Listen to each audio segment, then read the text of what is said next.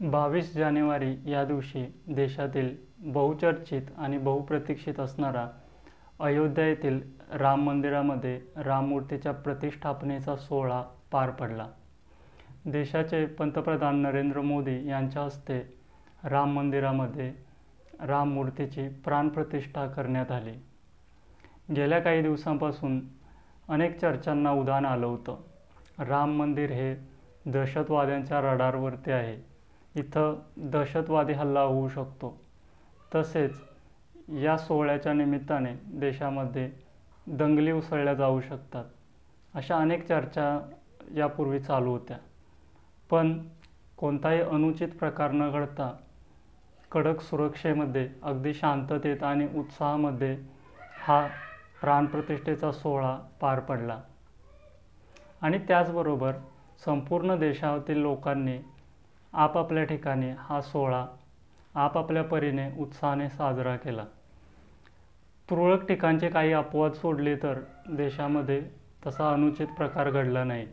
परंतु 22 जानेवारीच्या पूर्वसंध्येला म्हणजेच 21 जानेवारी या दिवशी महाराष्ट्रातील मीरा भाईंदर या ठिकाणावरील मीरा रोड येथील नयानगर या मुस्लिम मेजॉरिटी असणाऱ्या भागामध्ये एक अनुचित प्रकार घडला. इथं रामभक्त आपापल्या वाहनावरून रॅली काढत होते आणि या रॅलीवरती काही मुस्लिम लोकांकडून दगडफेक करण्यात आली. तसेच काही लोकांना मारहाण करण्यात आली. आता या घटनेचा व्हिडिओ न्यूज चॅनेलवरती दाखवण्यात आला आणि तो मी इथं दाखवणार नाही. न्यूज चॅनेलवरती किंवा विविध सोशल मीडियामध्ये या घटनेचे व्हिडिओ आहेत आणि ते सर्व आपण पाहिले देखील आहेत.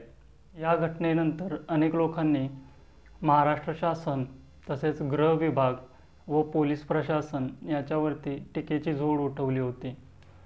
पोलीस प्रशासन काय करत आहे, गृह खातं कुठं आहे, असे प्रश्न विचारले जात होते. या सगळ्या प्रकारानंतर महाराष्ट्राचे गृहमंत्री व राज्याचे उपमुख्यमंत्री देवेंद्र फडणवीस यांनी प्रसारमाध्यमांसमोर येऊन आपली बाजू मांडली. आपली बाजू मांडताना त्यांनी काय सांगितलं ते या व्हिडिओमध्ये पाहू.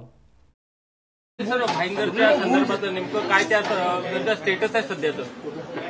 त्याच्यामध्ये 13 आरोपींना अटक केलेली आहे. सीसीटीव्ही फुटेज तपासून जे लोक त्या ठिकाणी पाहायला मिळत आहेत त्यांच्यावर कारवाई होणार आहे आणि कुठल्याही परिस्थितीत अशा गोष्टी खपवून घेतल्या जाणार नाही.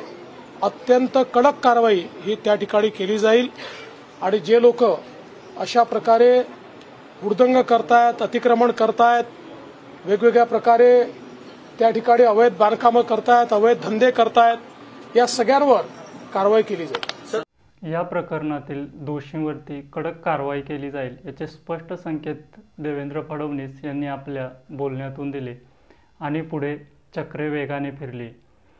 पोलीस डिपार्टमेंट, महानगरपालिका प्रशासन तसेच अतिक्रमण विभाग हे ॲक्शन मोडवरती आले आणि मीरा भाईंदरमधील नयानगर या भागामध्ये थेट बुलडोजर दाखल झाले.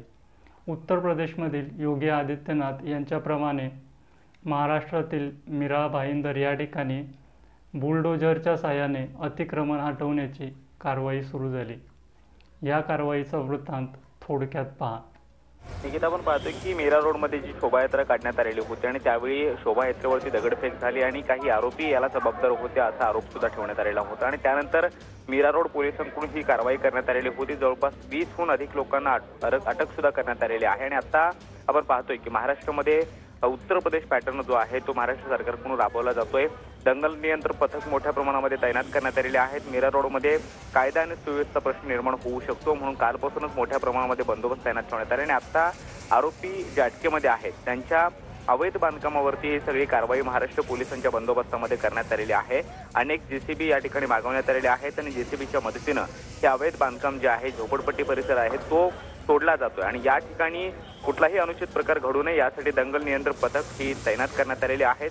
शेकडोंच्या संख्येनं पोलीस कर्मचारी सुद्धा आपल्याला बंदोबस्ताला पाहायला मिळत आहेत आणि त्यानंतर हा एक मोठी कारवाई म्हणतोय आपण ती राबवली जाते. ही सगळी कारवाई केली जाते आहे. महाराष्ट्र पोलिसांच्या देखरेखीखाली ही सगळी कारवाई केली जाते आहे. त्यामुळे येत्या काळामध्ये अजून कोणत्या प्रकारची कारवाई ही केली जाते हे पाहणं महत्त्वाचं असणार आहे. जवळपास 14 जणांची आकडेवारी आरोपींची आलेली होती, त्यांना कोर्टात सुद्धा हजर करण्यात आलेलं आहे आणि जे आरोपी या सगळ्या प्रकरणामध्ये अटक करण्यात आलेले आहेत त्या आरोपींची लिस्ट काढून त्यांच्या सगळ्या मालमत्तेची माहिती सुद्धा पोलिसांकडून जमवली जाते. शिवाय त्यांच्या घराच्या आजूबाजूच्या परिसरामध्ये जे काही अवैध बांधकाम करण्यात आलेलं होतं ते अवैध बांधकाम सुद्धा महानगरपालिकेचे सगळे कर्मचारी असतील किंवा मग पोलीस बंदोबस्तामध्ये ही सगळी कारवाई करून तोडलं जाते. महाराष्ट्र पोलिसांचा हा एक वेगळा पद्धतीची ही कारवाई म्हणावी लागेल, कारण याआधी आपण पाहिलं तर उत्तर प्रदेशमध्ये अशा प्रकारच्या कारवाया हा वारंवार होत आलेल्या आहेत. योगी सरकारनं ही एक भूमिका त्या ठिकाणी घेतलेली होती आणि त्याच पद्धतीचा पॅटर्न आता हा महाराष्ट्रामध्ये सुद्धा राबवला जातोय. आणि या कारवाईवरून महाराष्ट्र सरकारने स्पष्ट संकेत दिले आहेत की यापुढे सांप्रदायिक दंगे करणाऱ्यांची गय केली जाणार नाही. उत्तर प्रदेश, मध्य प्रदेश याप्रमाणे आता महाराष्ट्रातही काही भागामध्ये येणाऱ्या काळामध्ये बुलडोजर पॅटर्न राबवला जाण्याची शक्यता आहे.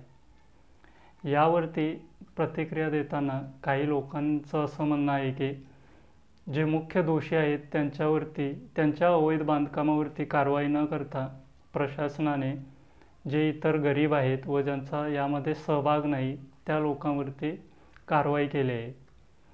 पण मित्रांनो, अतिक्रमण हे हटवलंच पाहिजे. मग ते गरीब असोत वा श्रीमंत असोत, सर्व लोकांचे अवैध बांधकामे ही हटवलीच पाहिजेत.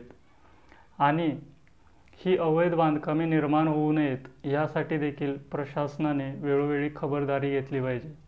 ही अवैध बांधकामे निर्माणच होऊ नयेत यासाठी त्यांना पाठीशी घालणारे, त्यांना लाईटचं कनेक्शन देणारे किंवा त्यांना पाण्याची सुविधा देणारे जे कोणी लोक आहेत भ्रष्ट, त्यांच्यावर देखील कारवाई झाली पाहिजे. मित्रांनो, पोलीस प्रशासनाच्या किंवा महाराष्ट्र सरकारच्या या कारवाईबद्दल तुमचं काय मत आहे ते मला कमेंटद्वारे जरूर कळवा. सध्या या व्हिडिओमध्ये इथंच थांबतो. धन्यवाद.